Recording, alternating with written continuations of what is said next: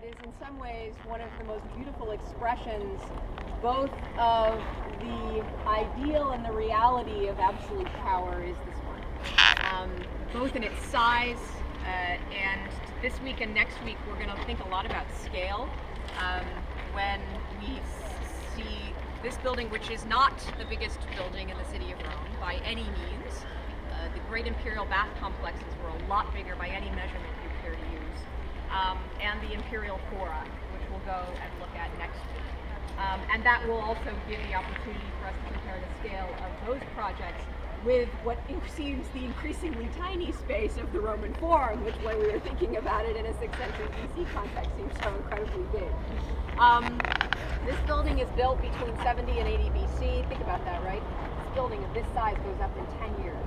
We still haven't managed to finish the so-called Freedom Tower. And it's been, I don't know how long, we've been trying to build that building.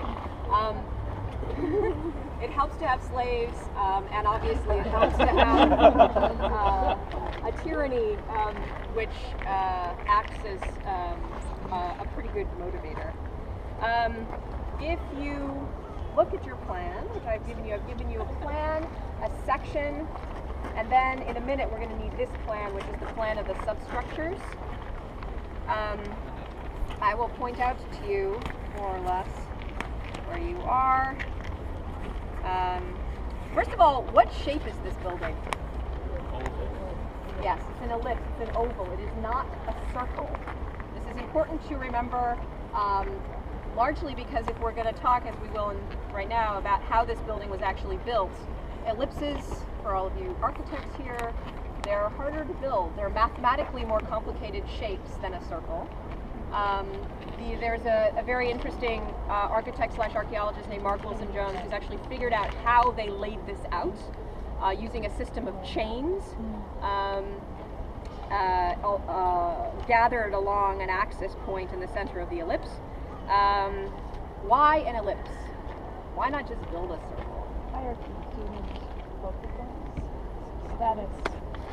So where's the best viewing point in this building? Right there. 50-yard line.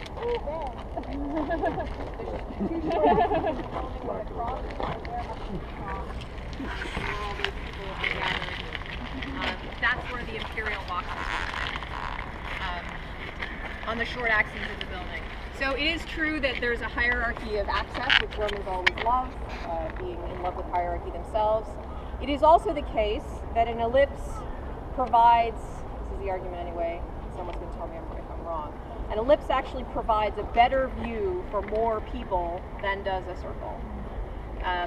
So it is both hieratic and democratic somehow at the same time. The other argument is that this building is an ellipse because of a tradition of viewing spectacles like this held in the city of Rome that began in the Roman Forum. So the earliest gladiatorial combats in the city of Rome, before this building was built, were held in the Roman Forum. And what shape is the Roman Forum? You guys right there? It's a rectangle. That is to say, it's not a rectangle, right? It's a kind of odd, elongated, strange rectangle. In any case, it has an elongated character to it. And so Catherine Welch, who's worked on this problem, has argued that the reason that these buildings take ellipse form rather than circular forms, which would have been the obvious thing to do, to take a Greek theater and just flip it such that you have a circle, is because of the tradition of essentially mimicking the earliest gladiatorial combat space in Rome, which is the Roman Forum. So you can take whichever argument you like. I have no dog in that fight at all. If you look up around you, and as we discussed, actually wonderfully when those of us who were with you went to the south side to see that fallen exterior wall of the building. If you look in plan, you can see very nicely the exterior complex appears. You can see the missing south exterior wall, right, that fell down in 1362. And you can see that this is a building which essentially has a series of elliptical galleries that run around it, and then a series of corridors, barrel vaulted corridors that allow you to penetrate into it. All arranged in a series of tiers. where were the seats? On the far side. Exactly. So some people get very confused when they look at this and they're like, okay, I kind of get it. There's like some tiers, but where do the people sit? What you're looking at are the barrel vaults that are holding up the seats. So you're looking at the substructures. The seats have all been robbed out. Those were replaced in the fascist period, and they did it wrong, probably. There's been a lot of time spent on thinking about how big the Roman butt was. This then allows you to calculate how many people actually could fit in here, right? How much personal space did the Romans feel they needed? How fat were they? How wide were the seats? It makes a difference, right? Because depending on what number you use, and I did this in the amphitheater that I actually felt data, and I played with different butt widths. There's either 50,000 people. This is why you become an archaeologist, so that people flush a toilet on your head and you can calculate butt widths. 50,000 people, which is the number that most people use as the capacity of this building. If you allow for a lot less personal space and a lot more intimacy with your neighbors, you can get probably 75. Now, just to remember, as big as this building is, right, the biggest spectacle building in the city of Rome is Circus Maximus, 100,000 people. If you go there today, it's very difficult to imagine. It looks like a very badly maintained soccer pitch because it's missing all of its seats. But it's much, much, much bigger than that. So, 50,000 people. How many people living in Rome in the 1st century AD? That's at least half a million. Million, right? So, that right there is an interesting indicator of what the function of this building really is. You all have heard of running circuses, the idea that emperors build buildings like this in order to placate the plebs. 50,000 people isn't going to placate that many people. And as we'll talk about in a second, the circulation patterns in this building strongly suggest that it is not built for the lower classes. It is built, like everything else in the city, for the upper classes. And there's preferential access onto the best seats, and there's more seats for people of higher classes. If you look at your section, you will see nifty labels: senators, knights, plebeians, poor, women, and slaves. All chucked together. If you look around you will notice you can just see the outlines of these seat subdivisions. Okay, if you start with the badly reconstructed fascist seats right here, right? These are the senatorial rows. You see they're starting to rebuild a little bit and fix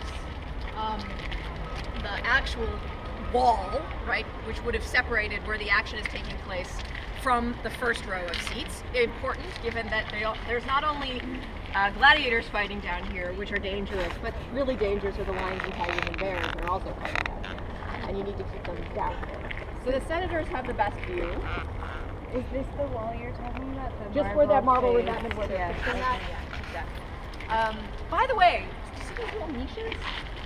What do you think those were used for? Anyone ever watch a bullfight? Oh, really? Rodeo clowns. But what's the real function of the rodeo clown? Distraction. And to actually push them out as well, right? Because if you imagine this is a big sun-filled space, any animal that comes into this space is going to just make for the corner. It's going to try to hide in the corner. You need to actually poke and prod them to actually go out and do what they're supposed to do. We're not talking about lions and tigers and bears that are bred to be fighting lions and tigers and bears, right? They're just lions and tigers and bears, and their instinct is to hide. So those hidey holes are for the rodeo clowns, who also are prodders, not just distractors. Okay, first set of seats. Second set of seats, and you can see really actually, if you look right over here, right, you can see a very precipitous barrier, right, that separates one set of seats from the other. You're imagining the seats right on top of what's left of the barrel wall. And then you can see this precipitous barrier that then separates the next row of seats.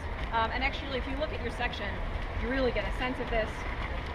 The very high levels of seats, particularly where begin the poor women and slaves, there is a cliff separating the poor women and slaves from the people who are sitting below them. Wow. I'm talking about this previous.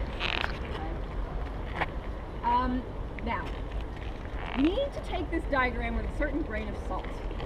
Stephanie, why do we need to take this diagram with a certain grain of salt? Here now, when there's them mostly, is that... Well, I'm thinking about the law that we read onto this building. Augustus's law for theaters? It's for theaters. Augustus passes a law about seating in theaters. It's Augustus. This building hasn't been built yet. It's for theaters. This is not theater. And of course, it's passed for theaters because of this Roman anxiety about things Greek. Greek things are fey, they're weak, they're feminine, and theater is the absolute worst, right? Theater's got like guys dressed up like girls and people behaving badly and all kinds of things that good, it's molitia, softness, good things that good Roman manly men, descendants of Romulus and Remus can't be involved with. And so Augustus passes this rule to try to separate seats by class in order to control behavior in theaters. We assume, given the structure of this building, that it was mapped onto this building as well. However, we have no hard and fast evidence that it actually was.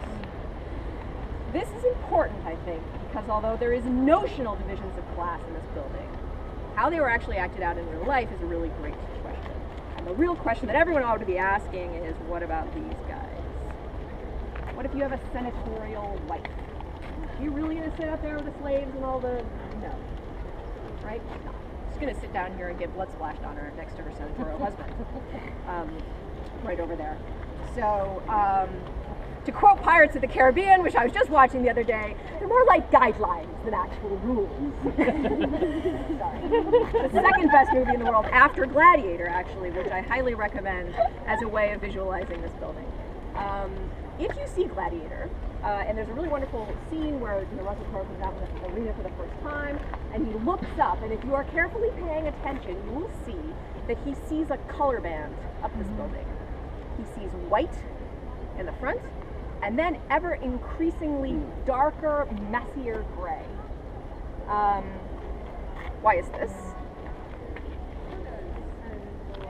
Senators wear white, right? They have a very specific garb that they always wear. So they are absolutely recognizable and they are distinguishable, right, in their white togas from the increasingly messy sleeves as you go up.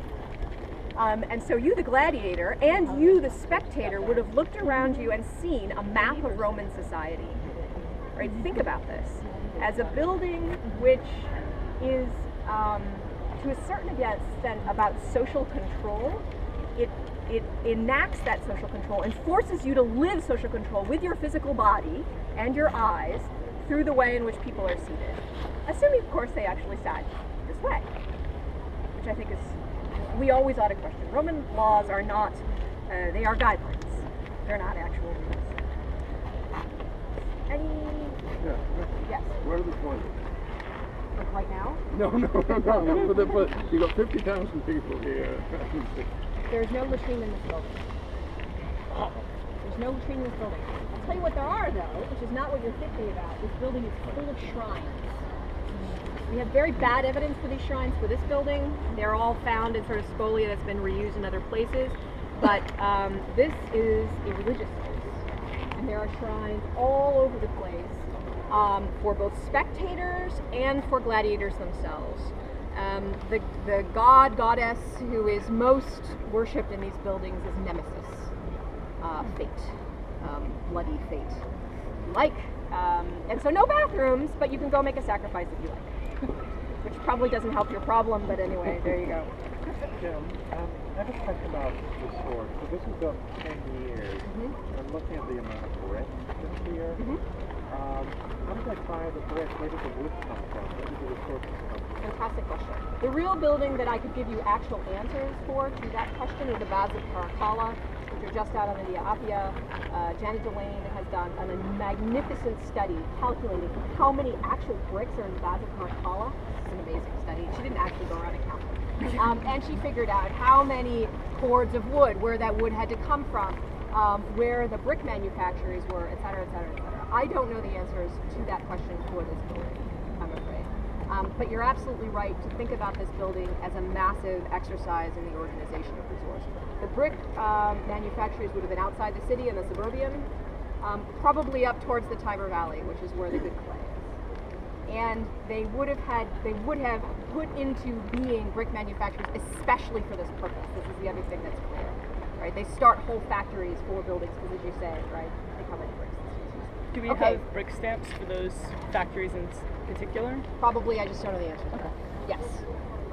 Brick stamps, by the way, right, are the way that we tell this story. Many of these bricks are stamped with the name of the person who's actually doing it, and very often are contractual relationships with, in this case, the imperial fisc that's paying this building. I will point out one more thing before we have to go down to the substructures. We're going to go down, by the way, and then we're going to go all the way to the top. What is this building made of? It's an obvious question. This building is really, thank you very much, Jeremy. I'm so glad you said that. This is a concrete building, right? This is a building which is held up with poured concrete. It is by any means the first poured concrete building in Rome. There are various claims to that status. Probably the Porticus Aemilia, which you can now visit down in Testaccio. If you're going to Testaccio to have a nice meal, go check out the Porticus Aemilia. The biggest warehouse you can possibly imagine, right down by the river. Built in the 3rd century BC, and a massive concrete building. So this is continuing this tradition of concrete structure. Everything you see here, its core is concrete, and then it's faced with brick or travertine. Right?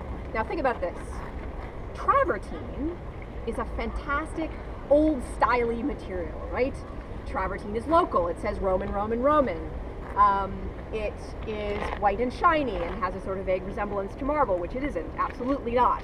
The facade of this building, and we'll talk very briefly about this after we finish, right, is a facade that is articulated in 3 orders: the Doric order on the bottom, the Ionic order in the middle, and the Corinthian order on the top.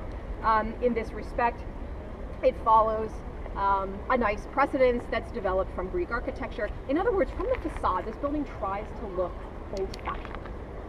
It is, as its heart, a radical modern building, right? No one had ever built a building like this before. The earliest amphitheaters that are in Campania and Pompeii, down in the south, for the most part, they are entirely filled amphitheaters, which is to say they use the natural terrain and are laid onto that terrain. You can't walk around inside them in the way that you can. This is what is called a hollow amphitheater. In other words, it entirely supports its seats on artificial substructures, which means it has great circulation. You can move around like this, and you can move around like this. Very easy to empty and fill. It is, in many respects, even though its materials and its vaulted architecture have all been used in Roman architecture before, no one had ever built anything this big before. No one had ever built this type of a building in downtown Rome before. It is a crazy, nutty building, right?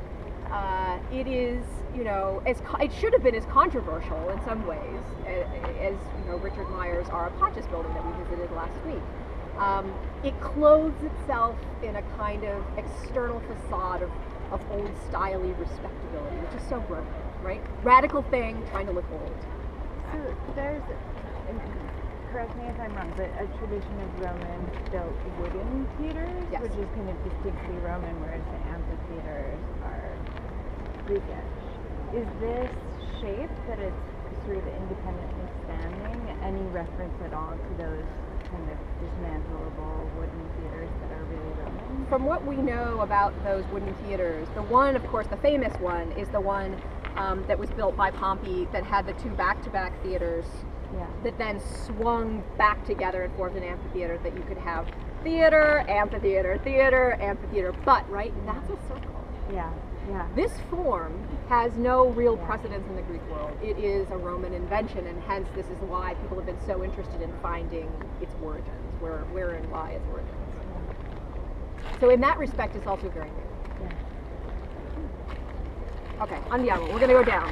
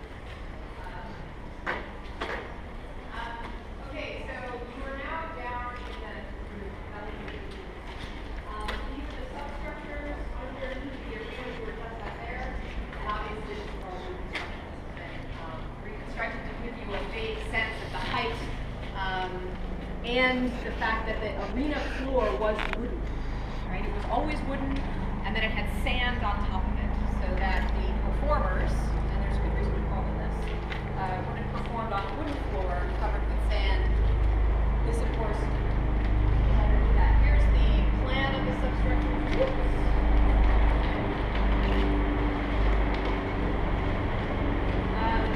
This area was the last part of this building to have been excavated, and it was actually excavated. The rest of the building sort of appeared at various points from the 16th century forward. This was actually excavated mostly in the 60s. And as you can imagine, as the lowest part of the building, it was the first to fill up with sediment. And if you look behind you, you will understand why. It's great to come here on a rainy day. See that big drain? This is one of the many, many drains that run through this building. As you also probably noticed when you came in here, this building sits at the bottom of a valley. It has hills on almost all of its sides. It therefore, when it rains, it collects massive amounts of both water and sediment that are carried down the hill from the surrounding hills. If you do not effectively drain it, it will fill up with gunk very quickly. And the amphitheater that I excavated in Albania it was amazing, because lots of times we were working when it rained. And in one day, we documented just one afternoon of rain, this much sediment that was carried down and deposited in the building we were working. You can see how quickly it would fill up as soon as those drains get clogged. So a very elaborate drain system is critical to the functioning of most of these buildings, because even if they don't sit at the bottom of the valley, they act as a valley themselves, right, by their very form and their very, very large size. These substructures the point of them is not drainage, there are drains underneath. These are both the supports that held up the wooden floor, as you can see. They're not doing it now really, but they would have. This is also the place where the performers would have waited before ascending to the surface to perform. And who are the performers in this case? Animals, lots and lots of animals. Never ever forget the animals. The animals are critical, as well as actual gladiators, plus the other assembled people who are involved in the production of these special things.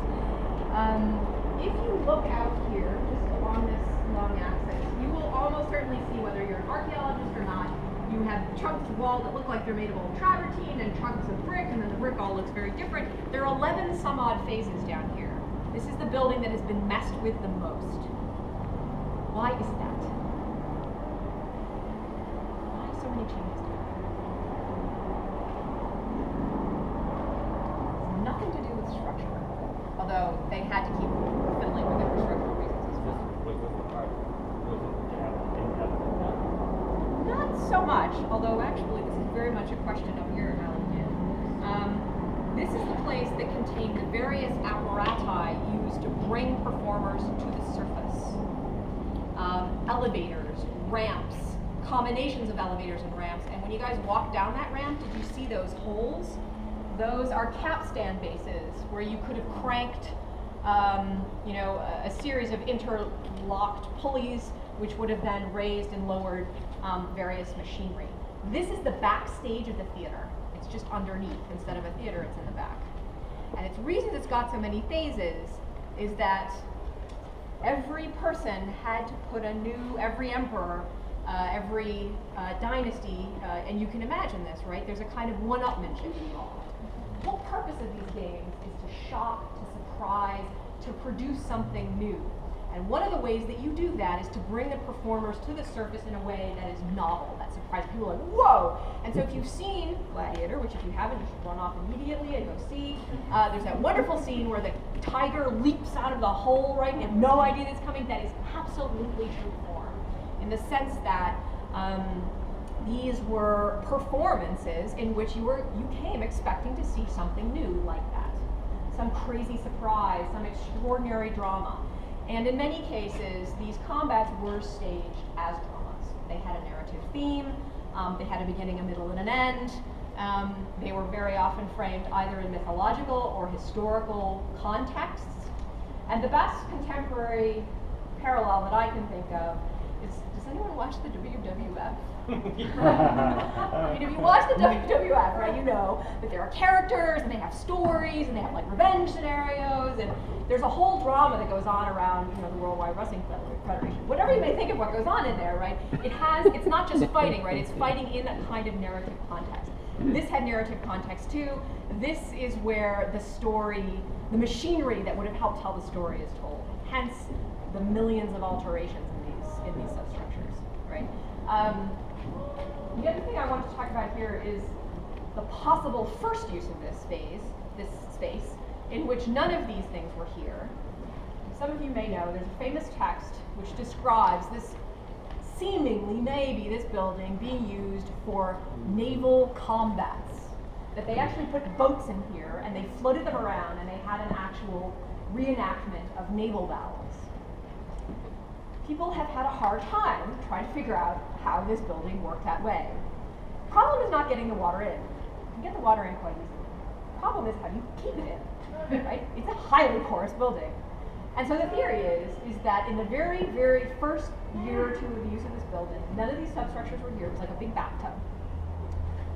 And they put the water in, and then somehow, in ways that I have never been persuaded by, they managed to float boats in. The problem, it seems to me, is it's a porous building, and it's not at all clear to me how you could have kept all the water in here. So it's obvious that they had these naumachia, these water battles. They may just not have had them here. They're completely capable of digging a fake lake and having them there. It also could have taken place here before this building was actually built, although the sources do seem to suggest that it was here. So it's a problem. If you go up on the second story of this building, you'll see a little reconstruction which they actually try to show you how they did this. I still don't buy it, but anyway, buy it if you want. Yeah. Yes. The image is see this huge bedrock like this, and you see all the way down to the bedrock. Oh, in the capital line? Yeah, was it 2 weeks ago? Was this with me? Yeah. Yeah. The Temple of Jupiter. Temple of Jupiter. Yeah. Yes. And so how far away from that bedrock are we now? Well, different bedrock, right? Because you're up at the top of the Capitol, which is a hill. Right. Now we're down at the bottom of the Colosseum Valley, which is a valley. Okay. So completely different strata of bedrock. However, this raises an excellent question, which I have not yet addressed, which is my favorite part of this building, the foundations. Right. Right? The foundations are seemingly a big donut. Okay, so they kind of look like this. This is not a drawing of the foundations, but they resemble the black part of this plan. They are amazingly deep. They would have, I'd have to look up and cheat on my number because I always get it wrong. Yes, 12 meters deep. 12 meters, that's 36 feet. That in itself is an extraordinary accomplishment just to build the foundations for this building. If you think about it, it's at the bottom of the valley, it's a swampy valley, the bedrock is way down there. If you don't put that investment in your foundations, the building will fall down. And that the south part fell down after a millennia of earthquakes, quite frankly, I think they did pretty good. I'm not complaining. The center, though, is a donut. That is to say, there are no foundations in the center, about where we are. A little bit farther out. This allows those drainage structures to go through, and actually the building to kind of like drain out its sort of like a toilet. This we only know about from coring. You can't actually see these, but there have been various structural cores on this building. So does that kind of answer your question? Oh, yeah. So bedrock's way down, hence 36 feet. problem. It's a problem. Yeah. Those foundations sit on, when you have a swamp, the silt is compressed, so you get what's called carbon, which is like a compressed clay. So even if it's not up to that bedrock, it sounds like the south wall fell down, but they're actually never fit them. I think that's right. We're building on this sort of tougher strata plane. And what I don't know is if they have a decent geological map of the area underneath this to see if maybe, as you're saying, right, the bedrock's higher in one place than the other, and their foundations are, whether they actually vary the foundations accordingly or whether they just pour to a certain level and said enough is enough. 12 meters, right? That's higher than this, about a little bit more than what you're looking at right here, up to the top of that. Just to give you a sense of some numbers, this is 190 meters long, 150 meters wide, 50 meters high. I don't know whether meters are units that speak to you, but it's pretty big. Any other questions while we're down here? So you're saying 50 meters when you come up from this level? No, Or from like yeah, top street down? level. Basically 15 square. What? Noise. It's interesting to think about that down here, right? And the sand coming, again, go see Gladiator, right? Like the sand is falling down on you as you're down here waiting, or maybe you've come back here in various states of disrepair. Oh, I should add that if you look at your plan, both the ground level plan and the substructure plan, you'll see various corridors leading in and out of here. The long corridors at the surface level would have been used for both imperial processions and to drag out the dead. You know, dragging out a dead elephant requires a certain amount of organization, and you can't just sort of shove him in a stairway, right? I mean, you actually have to drag him out a pretty big entrance, and you're talking about animals of that size. And then you have similar passageways that are designed to accommodate and egress performers, either animal or human. You also see this little corridor here. This is always called the corridor of Commodus. Commodus, like in Gladiator, was obsessed with the amphitheater. He was obsessed with the gladiatorial game. He did actually, seemingly, if we believe the sources, once fight in carefully controlled circumstances himself in the amphitheater. And there's a decent chance that this little passageway that seems to have led from the imperial box down here may have actually been built by Commodus. The chronology is in the ballpark as far as I know. They've been doing a lot of work on some of these things, and so I don't actually know if we still buy this or not. But anyway, that's what this is called, this little eccentric corridor over here. I think if you guys don't have any more questions, I'm sort of done-ish. And we will... Fountain and umbilicus in front of it that marked a center of Rome, the beginning of the roads. Colosseum Hill over there, where all the rich people live.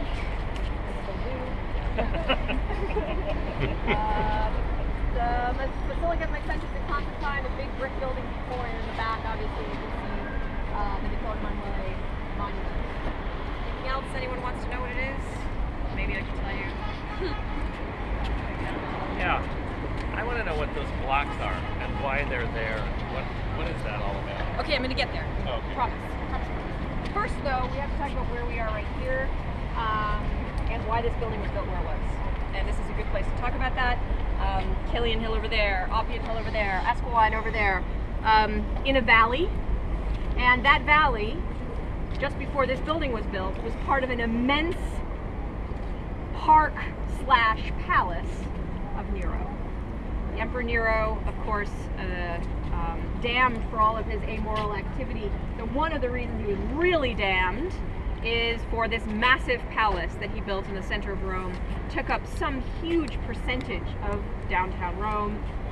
It included both palace buildings, the Domus Aurea just around the corner here, the Golden House, and in a couple weeks actually, the superintendent is going to come to the Academy and give the first presentation of the amazing 2-story tall wall mosaics that they've just found underneath in parts of the Oppian Hill, which may or may not actually be part of this later phases of the Domus Aurea.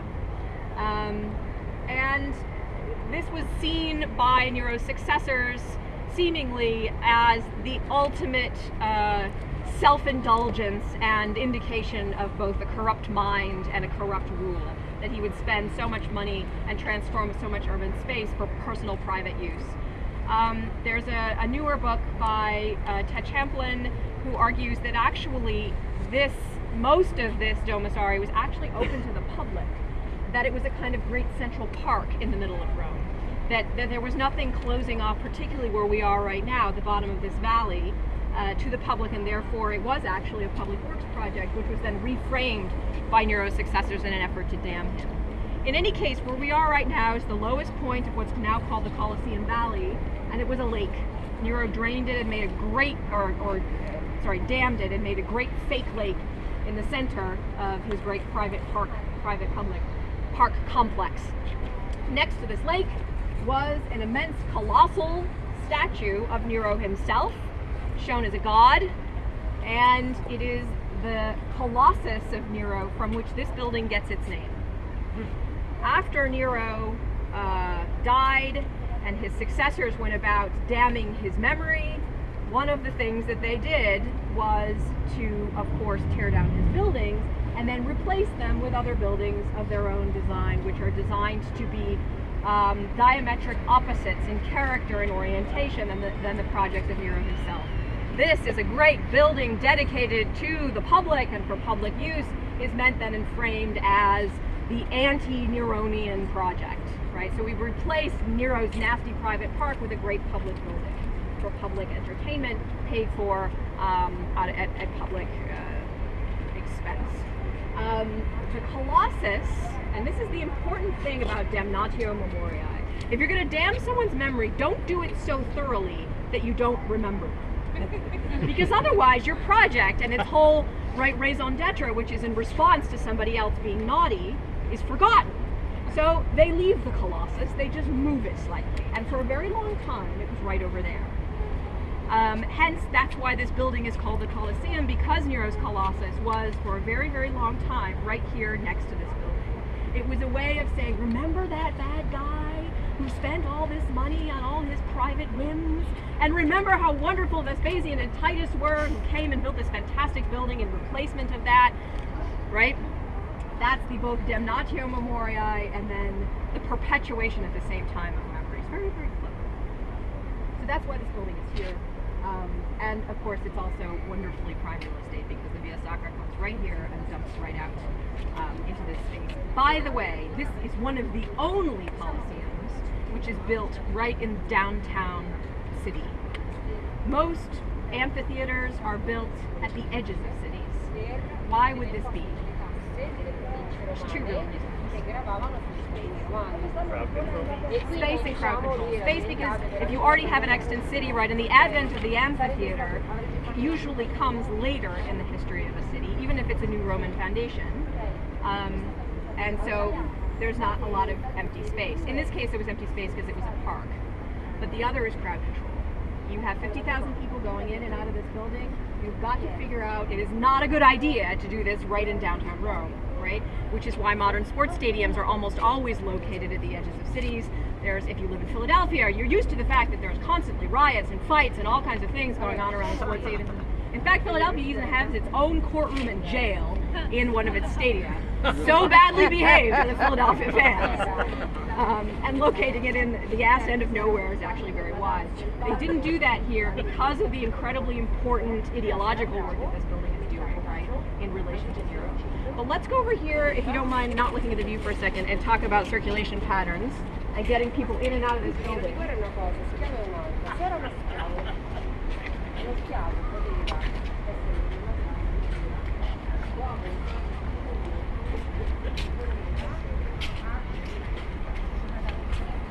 We need to get a box for Jeremy and I to stand on. I can't see anything. You can't.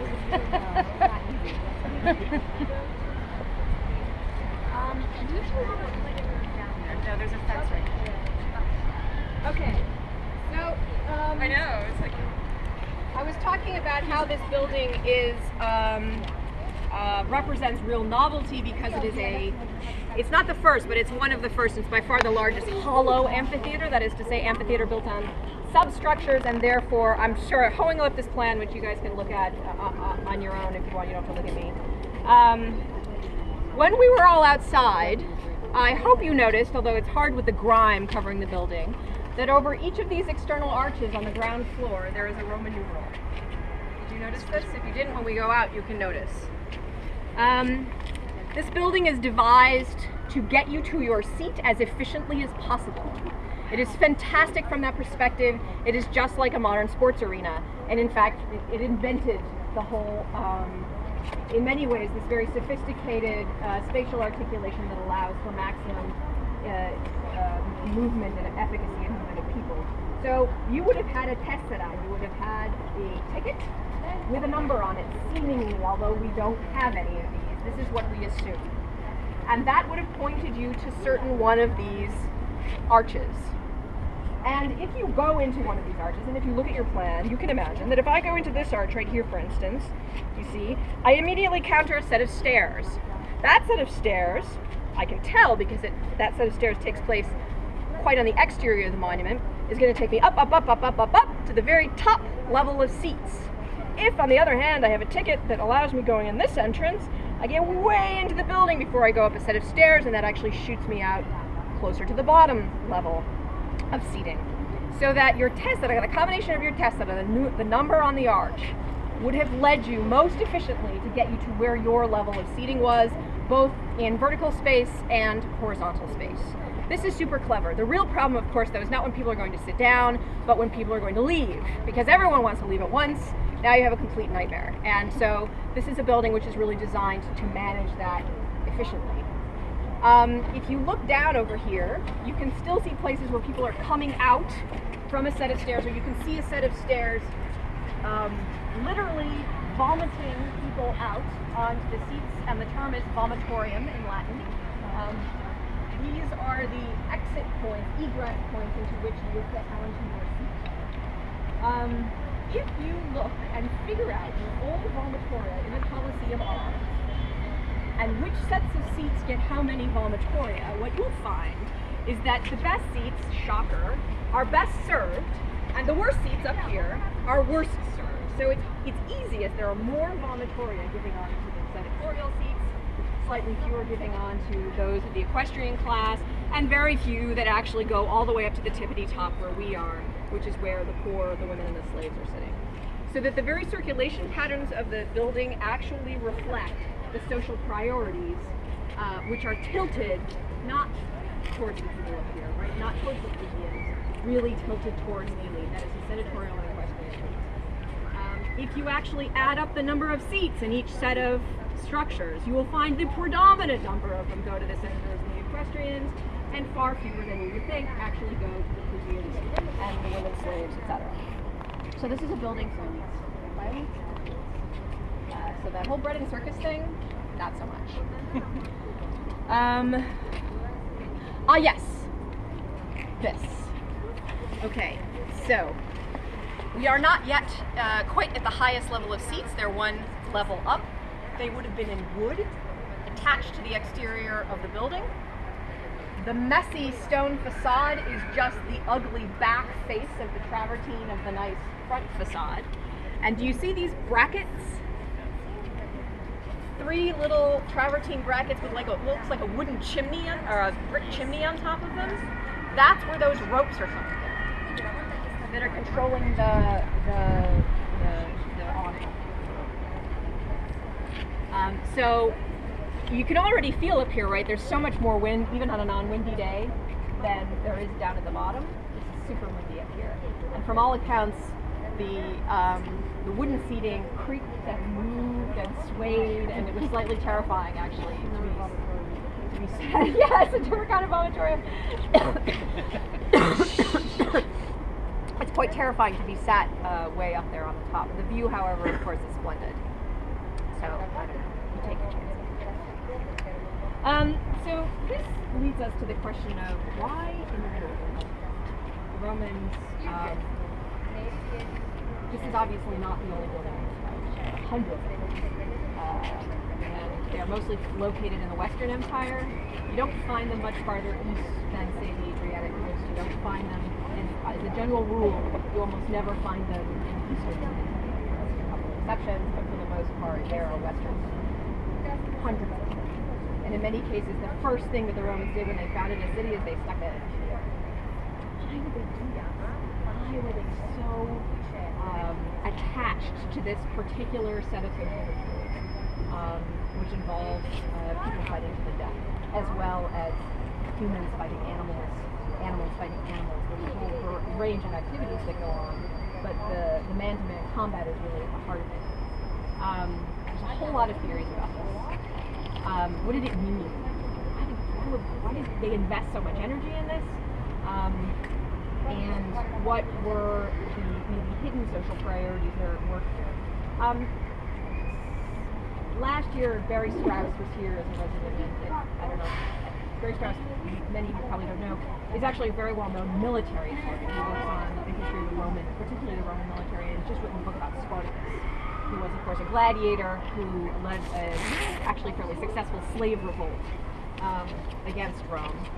And he and I got in this big argument about what all this meant. So for Barry and for many people, the clue as to what all this means actually lies in the gladiators themselves. And if you look in the sources and in the depictions that we have, gladiators, you don't just throw two guys out there and they fight, right?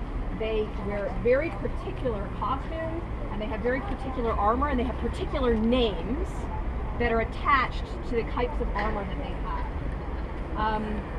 So for instance, a Thrix is someone who has an incredibly heavy sword and a really heavy helmet with a big sort of like wide brim.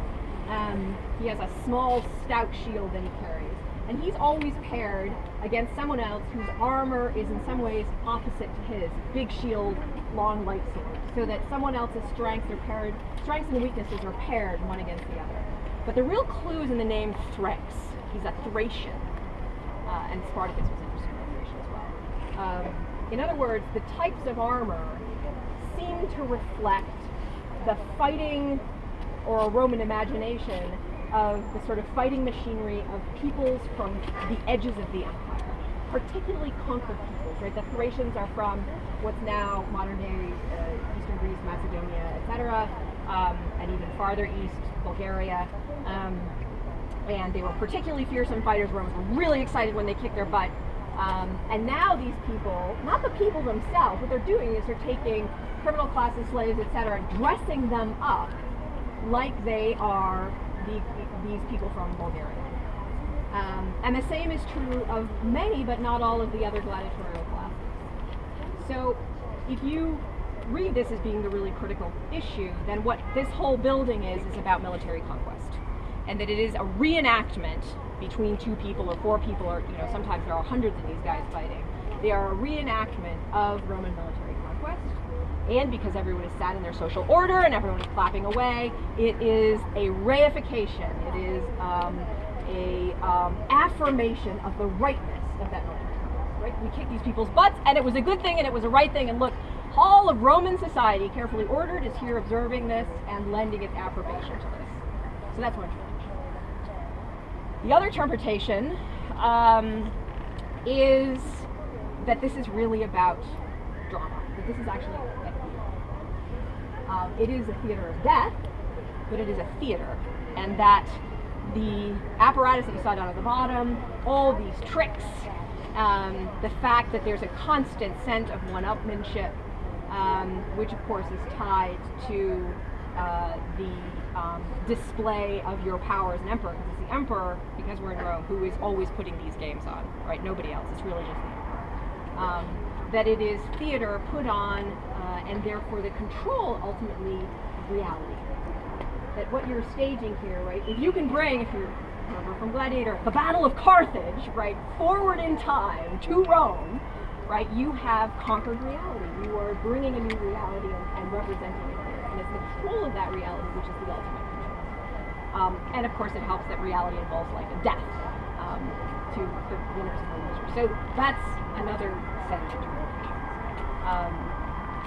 And attached to all of this, of course, is this issue of status. Because the other thing that goes on in these games is not just gladiatorial combat, it's not even just animal beast or whatever.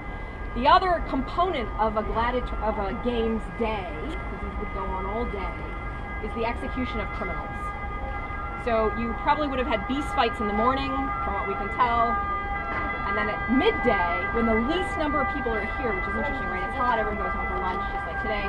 That's when criminals are. And then the gladiatorial fights were more towards the end of the day. They're like the sort of final spectacular. The execution of criminals takes place in much the same way as the gladiatorial combats do, in the sense that they are very often embedded in a mythological or historical framework. So, any of you familiar with the martyrdom story of Perpetua? This is a very famous martyr text that actually seems to be a first-hand account, if we believe this, of what someone actually witnessed, a Christian martyr being put to death in Carthage. Carthage, by the way, teeny tiny. I mean, you would have seen Perpetua die like I am to Diana, right? You would have gotten her blood on you. And what's described is that she is dressed up as a goddess, as are her companions, and that they are essentially made to act out various mythological deaths. And this is supposed to be humiliating, both because they're Christians and they refuse to recognize the deity of the emperor and the pagan gods, and so dressing up like pagan gods is very humiliating to them. Of course, they're never humiliated. They always hold their head high and die bravely. We have other descriptions in which it's a quite extraordinary testimony, right, which seems to suggest that a woman was put to death in the way of the rape of Europa. She was actually tied down and raped by a bull. Right, this is Zeus assumes the form of a bull because he wants to conquer and there's a really disturbing article, fundamental and amazing article about this by Kathleen Coleman, in which she actually adduces some little toys, which seem to be little toy replicas of some of these gruesome deaths, with a woman who has her hands tied behind her back, mounted on a bull. What's up with that? Right? Embedded in a day of death of animals, death of criminals, death of slaves who've been forced to fight one another. This is the other interpretation, that all of this is really about, it's about Roman justice, in which justice, these are condemned criminals, these are slaves, these are people who are actually acting out their appropriate social role, but embedded in what's almost a cosmic context, especially if you're making them act it out as though they're mythological figures, right? So that their death is not only appropriate, it actually is cosmically appropriate. And that everyone here is witnessing this set in their correct social order makes it even more appropriate, right? It makes it natural. So that the Roman mechanisms of justice are embedded and reinforced through this, to us, gruesome public spectacle. The fact that the animals are involved brings the natural world. Right? That you have domination of nature at the beginning of the day, right? And you have domination of the very lives of men at the end of the day. And that the idea that these are slaves, that they are, as their profession acts to fight to the death, is essentially an affirmation of their slave status, right? That they are tools. And this is how Aristotle describes them as tools. And as tools, you can do with them what you like. They are not actual real human beings. They're human beings, and therefore their human life is not of the same kind of human life as a non-tool. And I like this perspective on the games, not because I think any of these are right or wrong. I think all these things are going on together, obviously. But it does make you look at the whole day, right, as an actual unit, which I think is very interesting. The last thing that one has to remember is that, and I leave this to last because I think it's a very boring argument, it's about status. Yes, we know everything's about status. What isn't about status? The fact that gladiatorial combat becomes so popular in the Roman Empire certainly has to do with, it begins seemingly as a funerary ritual, only at funerals.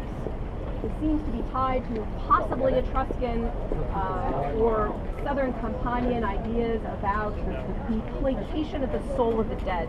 That in order to make sure that someone's soul properly goes off to where it's supposed to go, you need to shed human blood at the grave. And there are some tomb depictions, which Jeremy can tell you about, that you'll see it, which we actually, it's argued that you're looking at some very early versions of gladiatorial combat associated with tombs. The earliest tombs in the Republic, or the earliest gladiatorial fights in the Republic that we know about, are at funeral games. Now what happens is that because they're embedded in this wonderful Roman political structure, which allows for a certain climbing up very precipitous social ladders, by putting on ever greater and greater spectacles, when you know, you die, Katie is my father, right? They're not doing this for women so much. Is my father, right? I'm going to put on a gladiatorial spectacle in honor of her for her funeral. But I'm going to turn this into social advantage for me. So I'm going to put on a fantastic spectacle. And so if we look at the numbers of gladiators that seemingly are fighting over time, the numbers go up and up and up and up as each person tries to outdo the person who came before them in putting on bigger and flashier and more gladiatorially rich funerals. So for instance, 216 BC, we have evidence of 12 pairs of gladiators fighting. In 183 BC, 120 gladiators are fighting. And Julius Caesar, who just loved gladiators to death, and was really fantastic at making use of gladiators to promote his own political career, 320 pairs of gladiators, that's 640 gladiators, that he is fighting for the funeral of his father, which he delayed for I don't know how many years, almost a decade. He delayed the funeral such that it took place at the opportune political moment for himself. Right? So by this point now, the funeral has become dissociated in time and has really become an opportunity for political advancement. That's when gladiatorial combat really no longer becomes about funerals and starts taking place at other important moments, mostly victory. And we're back to the military argument again, that these are events in which there's been a great military victory, and so days of games are dictated. Gladiatorial fights, at least in the beginning, are not part of the actual religious calendar of the city. Those more or less take place in the spring time.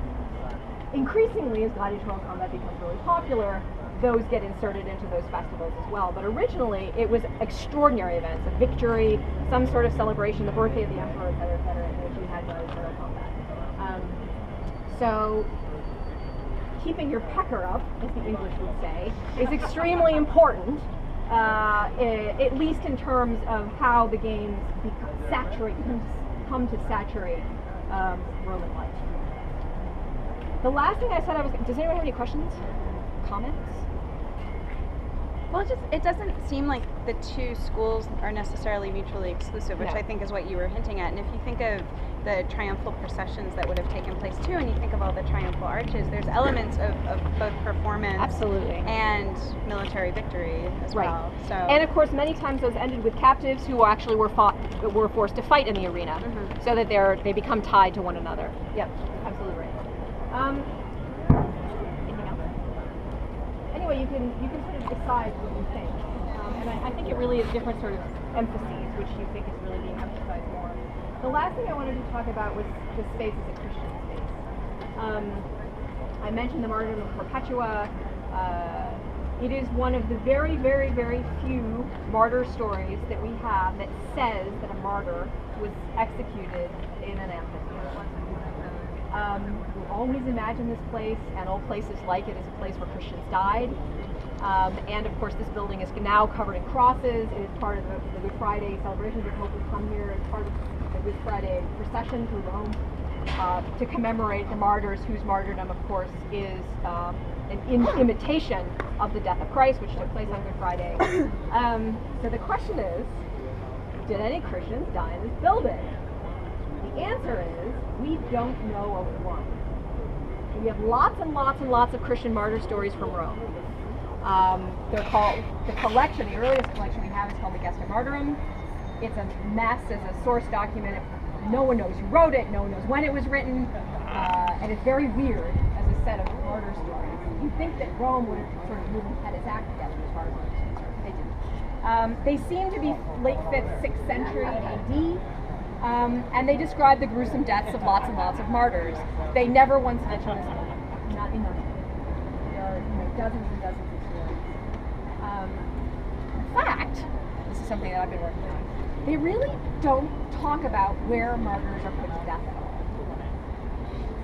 The emphasis in these stories is on usually that the Christian disputes with a judge and shows the judge to know nothing, and that the Christian God is not only much cleverer, and that Christians are much cleverer than pagans, but the arguments for Christianity are incredibly clever as well. There's usually a story of conversion in which people see the example of the braveness of this Christian and they convert to Christianity themselves. Then we skip right through the death and we go to where they're buried. So no one's interested, at least in the 5th and 6th centuries. And I can't identify one person that we think has actually died. We can't identify any association of this particular place with Christian martyrdom, really, until the Pope starts to take an interest in it, which is amazing. The new excavations that took place during the Jubilee outside this building claim to have found a cemetery, and so they've claimed that there must have been a church here. This is not necessarily the case. In the 6th century AD, there were cemeteries inside the city without churches. And in fact, there were lots of cemeteries in the city. There's nothing. There's nothing. Which I think is extremely interesting. In other words, that the Christian aspect of this building, which is now very powerful, is very new. It's a Renaissance and very much a counter-Reformation invention. And I think because of how successful that invention was, and if you think of Jean-Léon Gérôme's amazing paintings of Christians in the amphitheater, in which he reconstructs the Colosseum beautiful in these places, these very pious Christians standing there with a lion just standing in front of them. They're extraordinary pictures if you haven't seen them. It has become for us, absolutely, of course, this is the place where Christians were put to death. You can't see it, and late antique Christians they cared about other stuff. They cared about cemeteries, but they didn't care about this. And if you actually look at spectacle buildings like this across the empire, they are almost never made into churches. In fact, you can count the number of examples on hands and feet. Why is it important and like how associate the church with martyrs, the early Christian martyrs, this place with that? I haven't done that work yet, but I think the answer is twofold. For any of you who came to Chris Witham's lecture the other day, you will have known that this was a stronghold of the Frangipani family. This was a very particular elite neighborhood. They actually lived in this building, the Frangipani did, when they converted it into their palace and a fortress. The building itself had elite associations which were extremely important for the papacy to co-opt. In other words, the building began to matter for reasons that were actually political rather than anything else. It also was falling down, and it was very nice of them as the new builder patrons to rebuild it, right? And then the bonus is that you craft a Christian history for it. And it's not that there's no evidence that Christians died in Rome. We have lots of evidence that Christians died in Rome. It's a very short leap to tie it to this building. So, and with the new readings, now they're actually starting to read Marshall again. They're starting to read Juvenal. They're starting to read the actual descriptions of this very building, and that people were put to death in them. That it's a short jump, right, to tie the two together. That's interesting. The other thing that's interesting, and this is the last thing I was going to say, Christians, if you read the Christian texts that we have, the early Christian texts that we have that talk about amphitheater games, we're talking about 3rd and 4th century Christian texts, right, when amphitheater games were used. This building was used for probably animal combats right through the 6th century, so 300 years after Constantine makes Christianity right. The Christian texts that we have that talk about this do not care that people are being put to death. They don't register it. They hate the amphitheater games, but they hate them because they're pagan, because of all those pagan shrines that I was telling you about. Because this is a place, this is a temple. And that's what they talk about. They don't talk about the fact that, gosh, it's really wrong for people to kill each other. It doesn't register. And even Seneca, right, who also hates the amphitheater games, he hates them because it's a place where people sort of lose their mind. They lose their rationality. They get so excited that they cease to be rational human beings and the passions take over. And it's loud and noisy and you can't philosophize while sitting in the amphitheater. So there are lots of objections to the games, even in their own time, but if they don't take the task that you would think they would take, they are not the least bit interested in it. I think we're going to have to leave. You guys have any questions?